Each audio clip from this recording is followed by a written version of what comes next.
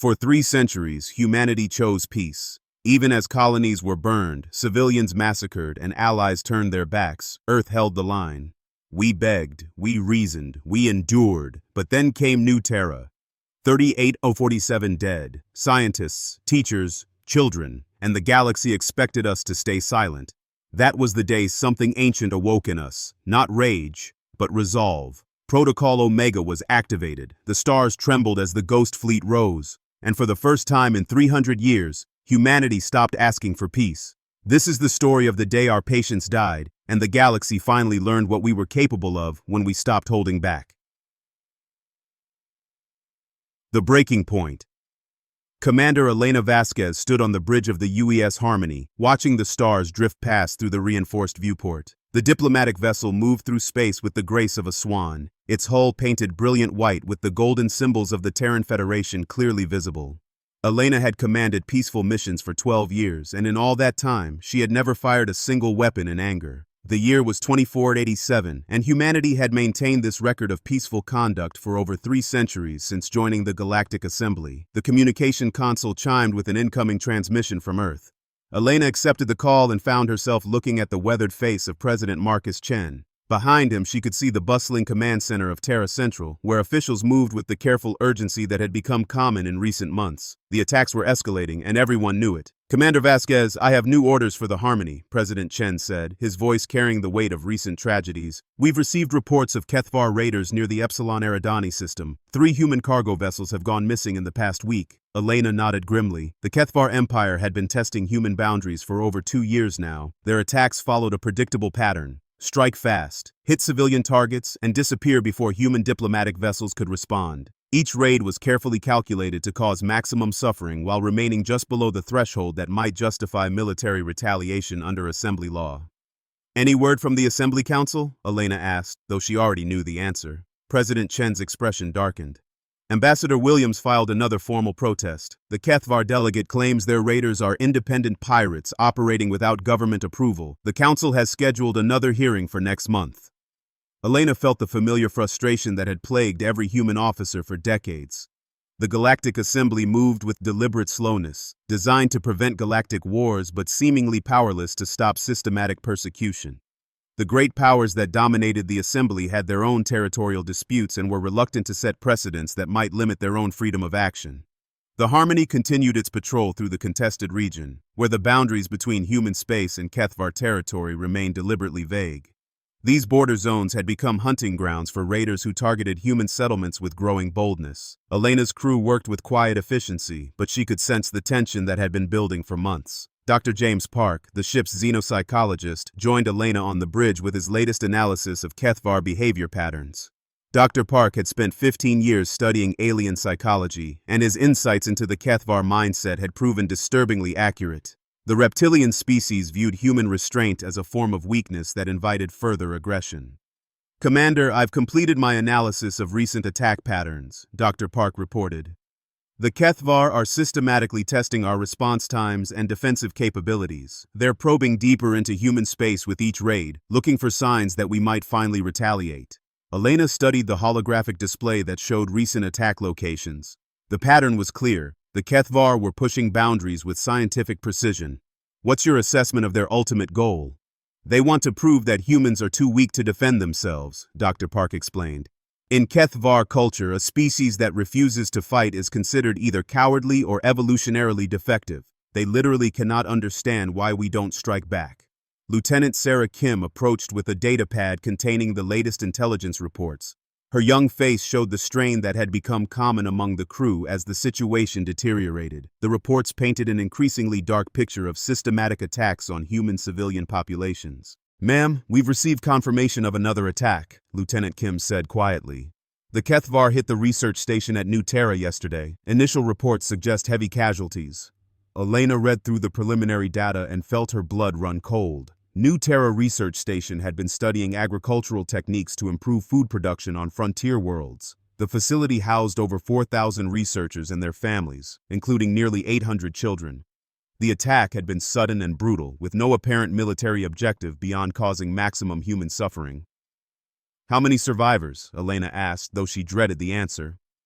Preliminary counts suggest 153 survivors out of 3847 station personnel and civilians, Lieutenant Kim replied. The HFY used plasma charges to destroy the residential sections first. They wanted to ensure maximum casualties among non-combatants.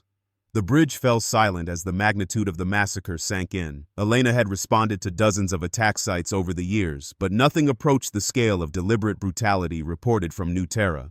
The HFY had crossed a line that even their previous atrocities had not approached. Admiral Sarah Cross appeared on the main screen via encrypted communication from an undisclosed location.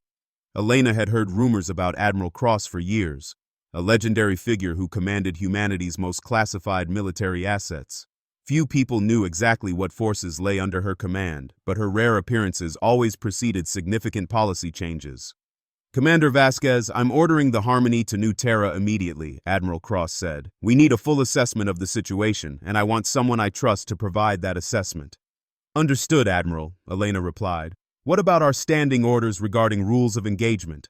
Admiral Cross paused before answering, and Elena caught something in her expression that had never been there before. Commander, I believe those rules are about to change dramatically. Proceed to New Terra and report what you find. History may record this as the moment everything changed. The Harmony arrived at New Terra 36 hours later to find a scene of devastation that would haunt Elena for the rest of her life.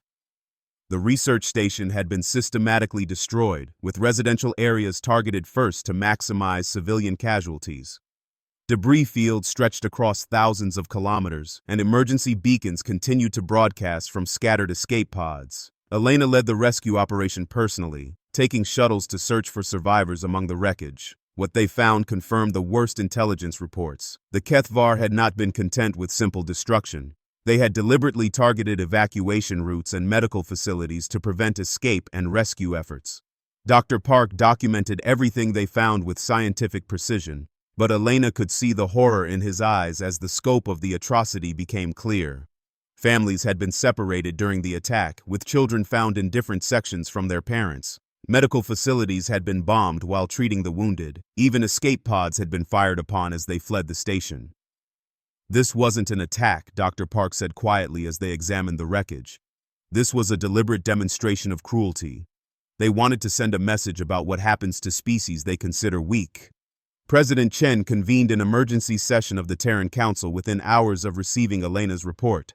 The assembled leaders represented every branch of human government and military, and their faces showed the strain of centuries of accumulated frustration.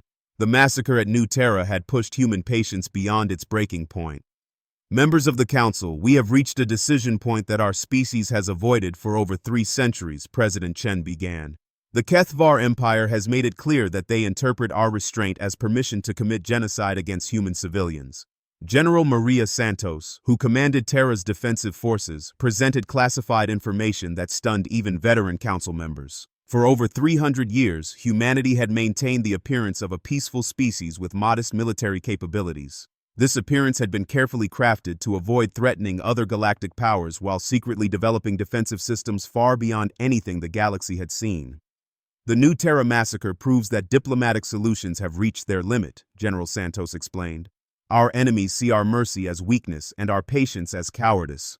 If we do not act decisively, the HFY will interpret our continued restraint as approval for systematic extermination campaigns. Ambassador Rachel Williams, humanity's representative to the Galactic Assembly, provided the final piece of evidence that sealed humanity's decision. The HFY delegate had openly boasted about the New Terra attack during assembly proceedings, claiming it proved human weakness and invited further aggression. The HFY delegate actually mocked our diplomatic protests, Ambassador Williams reported. He suggested that a species too weak to defend its own children had no place in galactic civilization. His words were broadcast across the galaxy and recorded for posterity. President Chen made the decision that would reshape galactic history during that emergency session. He authorized the implementation of Protocol Omega, a military response doctrine that most humans didn't even know existed. The protocol outlined humanity's response to existential threats and had been developed during the early days of galactic contact. For 3 centuries, humanity has chosen the path of peace through patience and diplomacy, President Chen announced to the Council. We have absorbed attacks and filed protests while our people died because we believed in the possibility of a just galaxy. That belief nearly cost us our civilization, but it also taught us valuable lessons about the nature of evil. Within hours of the Council's decision, coded transmissions traveled through space at faster-than-light speeds. Hidden installations throughout human space began activating systems that had remained dormant for centuries. The peaceful facade that humanity had maintained since joining the galactic community was about to fall away, revealing capabilities that would shock even human leadership. Admiral Cross took command of forces that materialized seemingly from nowhere. Ships emerged from hidden bases throughout human space, using stealth technology that had been theoretical when humanity joined the assembly but was now fully operational. The Ghost Fleet, as it came to be known, represented the culmination of 3 centuries of secret research and development. "All units, this is Admiral Cross," she broadcast to the assembled fleet. "Operation Reckoning is now in effect. Our primary target is the HFY military complex at Nexus Prime, where the new Terra attack was planned and celebrated. We will show the galaxy that human restraint was our choice, not our weakness." The transformation had begun. Humanity's famous patience had finally reached its breaking point, and the galaxy was about to discover what lay beneath 3 centuries of carefully maintained peace. The species that had been mocked as weak and defenseless was preparing to remind the universe why they had survived long enough to reach the stars. The HFY Empire had made a fatal error in judgment, and they were about to learn that human mercy had always been a gift, not a weakness. The Awakening Storm. Captain Rex Manning had been waiting in the shadows for 23 years. His ship, the UES Phantom, emerged from its hidden berth within the hollow core of asteroid designation TX-7749, revealing itself for the first time since its construction. The vessel appeared to be crafted from liquid darkness itself, its hull absorbing light rather than reflecting it. Captain Manning had volunteered for this assignment fresh out of the academy, knowing he might spend his entire career waiting for orders that might never come. The coded transmission that awakened the Ghost Fleet had traveled through quantum entanglement networks that existed parallel to standard galactic communications. Within 6 hours of Protocol Omega's activation, over 300 vessels materialized from hiding places scattered throughout human space. Some emerged from asteroid fields, others from the depths of gas giants, and a few simply decloaked after decades of silent patrol in empty space. Admiral Sarah Cross stood on the bridge of her flagship, the UES Retribution, and watched her hidden fleet assemble for the first time in centuries. Each ship represented technology that surpassed anything the galaxy had seen, built using research programs that had operated in absolute secrecy since humanity's first contact with alien civilizations. The vessels were not just warships, but statements of human engineering capability that had been concealed behind diplomatic smiles and peaceful intentions. Commander Elena Vasquez received new orders while still coordinating rescue operations at New Terra. Her diplomatic vessel would be reassigned to Admiral Cross's fleet, serving as a witness to ensure the galaxy understood that humanity's response was measured and deliberate. Elena found herself transferred to the bridge of the Retribution, where she got her first glimpse of humanity's true military capabilities. The command center buzzed with activity as officers who had trained in secret for decades finally put their skills to use. Holographic displays showed tactical information that seemed impossible given humanity's publicly known technology. Sensor arrays could track individual ships across multiple star systems, while communication networks allowed instantaneous coordination across vast distances. Dr. James Park had been reassigned to the Psychological Warfare Division, where his expertise in alien psychology would be used to maximum effect. His analysis of HFY behavior patterns had predicted their response to human military action with disturbing accuracy. The reptilian species would interpret any human military response as either weakness disguised as strength or primitive aggression that could be countered with superior tactics. "Admiral, the HFY are mobilizing their 3rd fleet in response to our emergence," Dr. Park reported. Emperor Zalthek has issued a galaxy-wide broadcast claiming that humanity has finally revealed its true aggressive nature. He's positioning this as vindication of their preemptive strikes against human civilians. Admiral Cross studied the intelligence data with the calm focus of someone who had been preparing for this moment her entire career. Emperor Zalthek was making the same mistake that had doomed his species from the moment they attacked New Terra. He was applying HFY psychology to a species that operated on completely different principles. "Doctor, how long do you estimate before the Emperor realizes his error?" Admiral Cross asked. "Based on their cultural patterns, they'll need to see our capabilities demonstrated before they understand what they're actually facing," Dr. Park replied. "The HFY literally cannot conceive of a species that chooses restraint while possessing overwhelming destructive power." The first demonstration came at Nexus Prime, the HFY military stronghold where the new Terra attack had been planned and celebrated. The fortress was considered impregnable, a massive installation built into a rogue planet that served as the command center for all HFY military operations. The facility housed over 200,000 military personnel and was protected by defensive systems that had never been successfully challenged. Captain Manning led the assault with a squadron of stealth fighters that approached Nexus Prime undetected. The HFY sensors, designed to track conventional spacecraft, couldn't register vessels that bent light around themselves and absorbed electromagnetic radiation.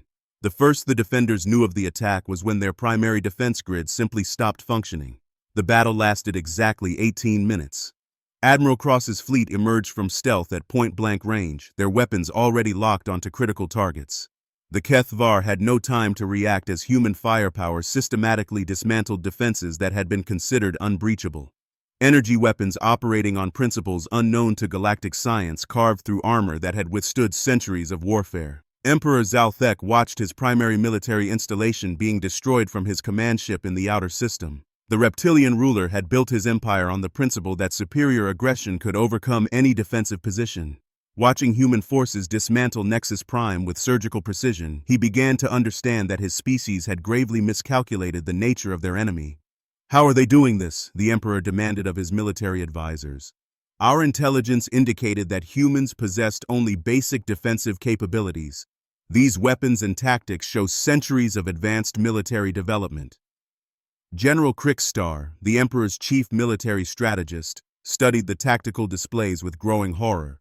The humans weren't just winning the battle, they were demonstrating technological superiority in every engagement parameter. "My Emperor, it appears that human weakness was a deliberate deception. They have been preparing for war while maintaining the appearance of peaceful civilians." The destruction of Nexus Prime sent shockwaves throughout the galaxy as species that had dismissed humanity as weak suddenly realized they might have made a terrible mistake. The battle had been broadcast live across multiple communication networks, showing the systematic destruction of what had been considered the most powerful military installation in the sector.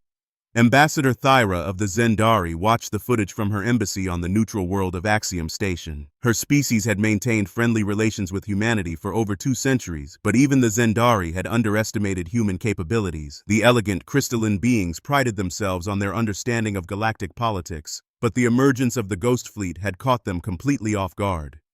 "Send an immediate message to the Zendari Council," Ambassador Thyra ordered her staff.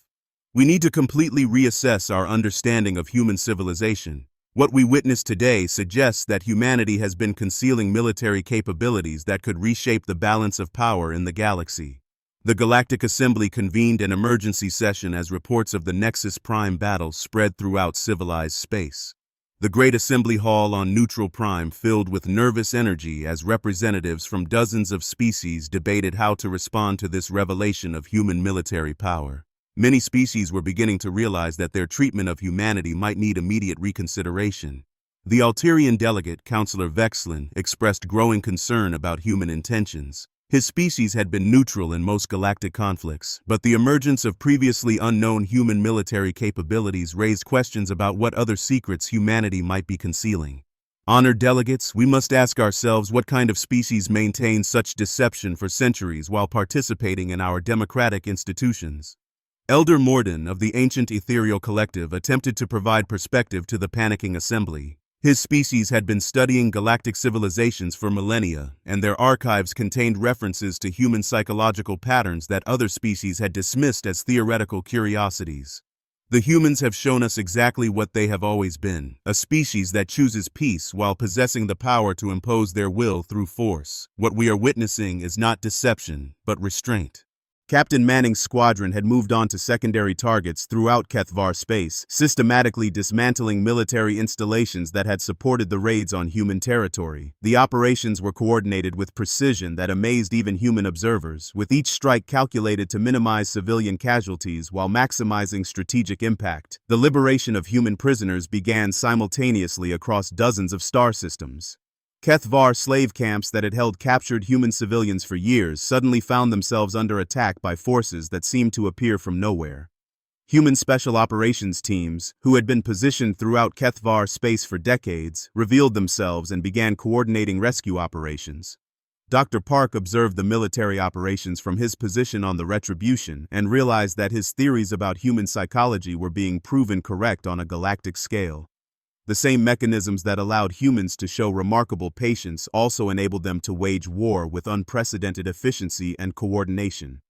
The species that had absorbed attacks for years was now demonstrating why they had survived every challenge their homeworld had presented. Human warfare is unlike anything the galaxy has seen, Dr. Park reported to Admiral Cross. We don't fight with the random aggression of predator species. We fight with the calculated precision of a people who understand the true cost of violence. Every move has been planned, every target selected for maximum strategic impact while minimizing unnecessary destruction. Emperor Zalthek attempted to rally his remaining forces by claiming that human military action proved their species was naturally aggressive and had been deceiving the galaxy for centuries. His propaganda broadcasts were intercepted by human intelligence networks and used to demonstrate the fundamental misunderstanding that had led to the current crisis. The Emperor still doesn't comprehend what he's facing, Dr. Park explained to the senior staff. He's trying to apply Kethvar psychology to human behavior. In his culture, military capability equals aggressive intent. He cannot understand that humans develop these weapons as a deterrent while genuinely preferring peaceful solutions. The systematic dismantling of Kethvar military power continued for 3 weeks, with human forces demonstrating capabilities that seemed to violate basic understanding of physics and military science. Ships that moved faster than anything in galactic fleets engaged targets with weapons that had no known equivalent. Soldiers equipped with armor and weapons that surpassed the equipment of major galactic powers completed objectives with minimal casualties to their own forces. The Kethvar Third Fleet, which had been mobilized to respond to human military action, found itself outmatched in every engagement. Captain Manning's fighters moved through their formations like surgical instruments, disabling command vessels and cutting communication links before the enemy could coordinate effective resistance. Within 72 hours, the Third Fleet had been completely neutralized without a single human casualty. General Maria Santos coordinated the ground operations that liberated human colonies throughout Kethvar territory. Her forces moved with the same systematic efficiency that characterized all human military operations, securing civilian populations before engaging enemy forces. The rescued colonists reported that their Kethvar captors had been completely unprepared for coordinated human military action. The enemy had convinced themselves that humans were incapable of effective military action, General Santos reported. Their defensive positions were designed to repel random attacks, not systematic assault by forces with superior technology and tactics. Many Kethvar soldiers surrendered rather than face what they couldn't understand or counter. The galaxy watched in stunned silence as human forces demonstrated capabilities that challenged the basic assumptions about human civilization. Species that had dismissed human diplomatic protests as the complaints of a weak civilization suddenly realized they were dealing with a force that had chosen diplomacy while possessing the power to impose solutions through overwhelming military superiority. Ambassador Thyra sent urgent reports to the Zendari Council as the scope of human military capability became clear. Her analysis suggested that humanity had been preparing for potential conflicts while genuinely seeking peaceful solutions, maintaining both the capacity for war and the wisdom to avoid it until absolutely necessary. The humans have revealed themselves as the most dangerous species in known space, precisely because they are also the most peaceful, Ambassador Thyra reported. Their restraint was never weakness but wisdom. They understood the cost of war and chose to bear insults and attacks rather than unleash capabilities that could reshape galactic civilization.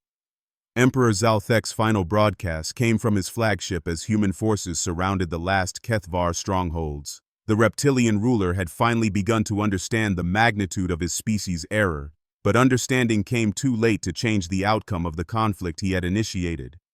"We have awakened something that should have remained dormant," the Emperor transmitted to what remained of his empire. The humans were never weak. They were waiting. When Giants Walk Among Stars. 90 days after the first human military action in over 3 centuries, the Kethvar Empire had ceased to exist as a functional civilization. Emperor Zalthek sat in detention aboard the UES Justice, awaiting trial for war crimes along with the surviving members of his military command. The speed and thoroughness of their defeat had shocked the galaxy and served as a clear demonstration of what happened when human patience finally reached its breaking point. Admiral Sarah Cross stood on the observation deck of her flagship and watched reconstruction crews rebuilding a former Kethvar colony world. The sight would have been impossible to imagine just months earlier, but the war had changed everything in ways that even human leadership was still processing. What surprised the galaxy even more than humanity's military capabilities was their approach to victory. Commander Elena Vasquez had been promoted to admiral after her exceptional service during the conflict, and she now oversaw the humanitarian operations that followed human military victories. Instead of enslaving or exterminating their defeated enemies, humans had begun the largest reconstruction effort in galactic history.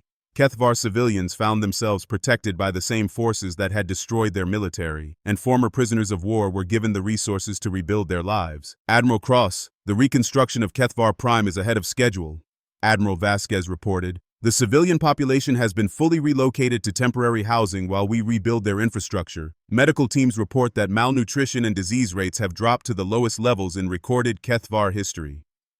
The transformation was extraordinary to witness.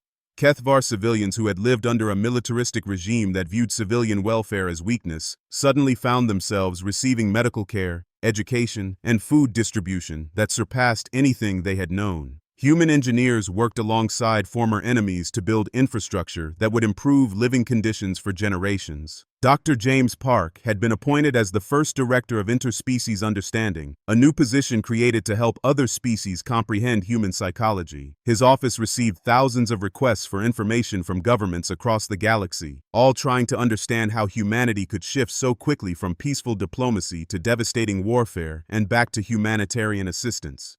The key to understanding humans is recognizing that their capacity for violence and their capacity for mercy come from the same source, Dr. Park explained to a gathering of xenopsychologists from dozens of different species. They are capable of extraordinary restraint because they understand the true cost of war. When forced to fight, they do so with maximum efficiency to end the conflict as quickly as possible.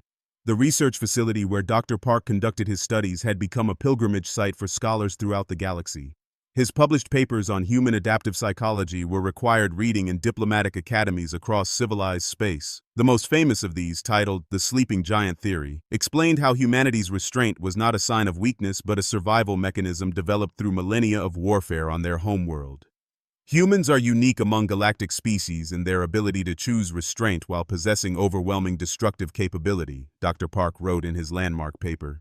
This combination makes them potentially the most dangerous species in known space, precisely because their peaceful nature masks their true potential. When human patience finally breaks, the result is unlike anything the galaxy has witnessed.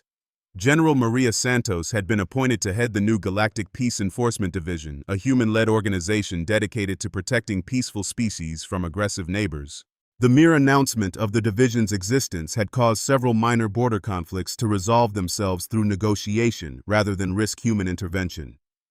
"We do not seek conquest or domination," General Santos explained to the Reformed Galactic Assembly. "Humanity will return to our peaceful ways, but the galaxy must understand that our restraint is a choice, not a weakness. Any species that mistakes our patience for vulnerability will face the same fate as the Kethvar Empire." President Marcus Chen addressed the Reformed Galactic Assembly from the Great Hall on Earth, marking the first time in galactic history that the Assembly had convened on a human world. The atmosphere was dramatically different from previous gatherings where human concerns had been casually dismissed. Now, every word spoken by human delegates received careful attention from representatives who had witnessed the consequences of underestimating human resolve. For 3 centuries, humanity sought peace through patience and diplomacy, President Chen told the assembled delegates. "We absorbed attacks and filed protests while our people died because we believed in the possibility of a just galaxy. That belief nearly cost us our civilization, but it also taught us valuable lessons about the nature of evil." The president's speech introduced the Never Again Doctrine, which established humanity's new role as protector of peaceful species and guarantor of interstellar law. Human fleets would patrol the galaxy to prevent aggression and ensure that weaker civilizations could develop without fear of conquest or enslavement. The doctrine was broadcast across the galaxy and translated into over 5,000 languages. Ambassador Thyra of the Zendari had been assigned to establish formal relations with the new human government. Her species had maintained friendly relations with humanity for centuries, but the emergence of human military power had fundamentally changed the relationship between their civilizations. The elegant crystalline beings now found themselves seeking security guarantees from their former equals. The Zendari Council wishes to formally request inclusion in the Human Protection Protocols, Ambassador Thyra announced during her first meeting with President Chen. Our analysis indicates that aggressive species throughout the galaxy are reassessing their territorial ambitions based on the human response to Kethvar aggression. Captain Rex Manning commanded the new Guardian Fleet, a collection of vessels that patrolled the most troubled regions of space. His ships carried the same devastating firepower that had destroyed the Kethvar Empire, but they were primarily used for humanitarian missions and peacekeeping operations. The sight of a human warship arriving in a crisis zone had become synonymous with hope for oppressed populations throughout the galaxy.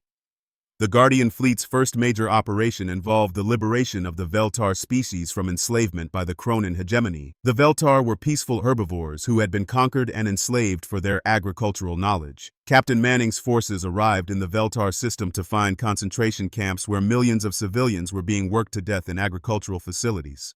The liberation took less than 6 hours. Human forces disabled Kronan military installations while special operations teams freed prisoners from camps across 12 worlds. The rescued Veltar were relocated to protected worlds where they could rebuild their civilization under human protection. The Kronan leadership surrendered unconditionally rather than face the systematic destruction that had befallen the Kethvar Empire. Elder Morden of the Ethereal Collective published a comprehensive analysis of the galactic changes following humanity's emergence as a military power. His species had observed galactic civilizations for millions of years, and their archives contain no precedent for the transformation they were witnessing. Aggressive species throughout the galaxy were abandoning territorial expansion plans rather than risk human intervention. The humans have achieved what no other species in our recorded history has accomplished, Elder Morden wrote. They have imposed peace through the threat of overwhelming force while maintaining their essential peaceful nature. The galaxy now understands that human mercy was always a gift, not a weakness. The trial of Emperor Zalthek and his war commanders became the most watched legal proceeding in galactic history. The International Criminal Court on Earth conducted the proceedings with meticulous attention to legal procedure, ensuring that even humanity's defeated enemies received fair treatment under law. The contrast with Kethvar treatment of human prisoners was not lost on galactic observers. Dr. Park served as an expert witness during the trials, explaining Kethvar psychology to help the court understand the cultural factors that had led to the systematic brutalization of human civilians. His testimony revealed that the Kethvar had genuinely believed that humanity's peaceful nature indicated evolutionary weakness that justified their extermination. The defendants operated under a fundamental misunderstanding of human psychology, Dr. Park testified. In their culture, the capacity for violence equals fitness for survival. They could not comprehend that humans had developed beyond the need to prove their strength through constant aggression. Emperor Zalthek's final statement before sentencing became a historical document that was studied in diplomatic academies throughout the galaxy. The defeated ruler had come to understand the magnitude of his species' error, but his words served as a warning to other aggressive civilizations about the consequences of mistaking human patience for weakness. "We believed we had found a species too weak to defend itself," Zalthek said. "We were wrong. The humans were not weak. They were wise. They understood that true strength comes from choosing peace while possessing the power to impose their will through force. We mistook their mercy for cowardice and paid the price for our ignorance." The reformation of the Galactic Assembly created new institutions designed to prevent the kind of systematic persecution that had led to the Kethvar War. The Human Protection Protocols ensured that peaceful species could develop without fear of conquest, while the Rapid Response Mandate allowed immediate intervention in cases of genocide or systematic oppression. Ambassador Rachel Williams, who had spent decades filing diplomatic protests that were ignored by the old assembly, now found herself chairing the Committee on Interspecies Justice. The former frustration in her voice had been replaced by quiet satisfaction as she oversaw the creation of legal frameworks that could actually protect vulnerable populations. The new assembly operates under the understanding that peace is not the absence of conflict, but the presence of justice, Ambassador Williams explained to the delegates. Aggressive species must understand that their actions will have consequences, while peaceful civilizations can develop without fear of conquest or enslavement. The psychological impact of humanity's emergence as a galactic superpower extended far beyond military considerations. Species throughout the galaxy began reassessing their understanding of strength and weakness, recognizing that the capacity for restraint might indicate greater power than constant aggression. Diplomatic academies added courses on human psychology to their curricula. while military strategists studied human tactics to understand how such devastating effectiveness had been achieved. The Cronin hegemony, which had enslaved the Veltar for centuries, formally disbanded its military and requested human assistance in transitioning to a peaceful government. Similar requests came from dozens of aggressive species who recognized that their traditional approaches to interstellar relations were no longer viable in a galaxy where human forces enforced humanitarian law. General Santos established the Peaceful Transition Program to help former aggressive species develop diplomatic and economic alternatives to conquest. The program provided technical assistance and security guarantees to civilizations willing to abandon militaristic expansion in favor of cooperative development. The goal is not to eliminate all conflict, but to ensure that disagreements are resolved through negotiation rather than violence, General Santos explained. Species that choose cooperation will find humanity to be valuable allies. Those that persist in aggression will discover why we were able to end the Kethvar Empire in 90 days. The final transformation came when the galaxy's most ancient and respected species formally acknowledged humanity's new role as galactic peacekeepers. The Ethereal Collective, whose civilization predated most galactic governments by millions of years, issued a declaration that recognized human authority to intervene in cases of systematic oppression or genocide. In our long observation of galactic civilizations, we have never witnessed a species that combined such devastating military capability with such genuine commitment to peaceful resolution of conflicts, the Ethereal Declaration stated. Humanity has proven that true strength comes not from the ability to destroy enemies, but from the wisdom to choose mercy while possessing overwhelming power. 5 years after the end of the Kethvar War, the galaxy had become a fundamentally different place. Aggressive species had either reformed their governments or found themselves isolated from galactic civilization. Peaceful species flourished under human protection, developing technology and culture without fear of conquest. The constant border conflicts that had plagued the galaxy for millennia had largely disappeared, replaced by cooperative development programs and diplomatic solutions. Admiral Elena Vasquez stood on the observation deck of the UES Harmony, now serving as humanity's flagship for diplomatic missions. The ship that had once carried desperate protests to an indifferent assembly now served as a symbol of the new galactic order. Through the viewport, she could see construction crews from dozens of species working together to build a new research station where New Terra had once stood. The memorial at New Terra bore the names of all 3847 victims of the massacre that had finally broken humanity's centuries of patience. The inscription beneath the names carried a simple message that had become humanity's motto in their new role as galactic peacekeepers. Their sacrifice taught the galaxy that human mercy was always our choice, never our weakness. Dr. Park's final report on the transformation of galactic civilization concluded with an observation that captured the essential truth about humanity's emergence as a galactic superpower. The greatest victory was not the defeat of the Kethvar Empire, but the creation of a galaxy where such defeats were no longer necessary. Humanity had proven that the most powerful weapon in the universe was not the ability to destroy enemies, but the wisdom to choose peace while possessing overwhelming strength. The stars continued to burn in the vastness of space, but now they shone on a galaxy where peaceful species could develop without fear and aggressive civilizations understood the consequences of their choices. Humanity had taken their place among the giants of galactic civilization, not through conquest but through the demonstration that true strength came from choosing restraint while possessing the power to reshape the galaxy itself.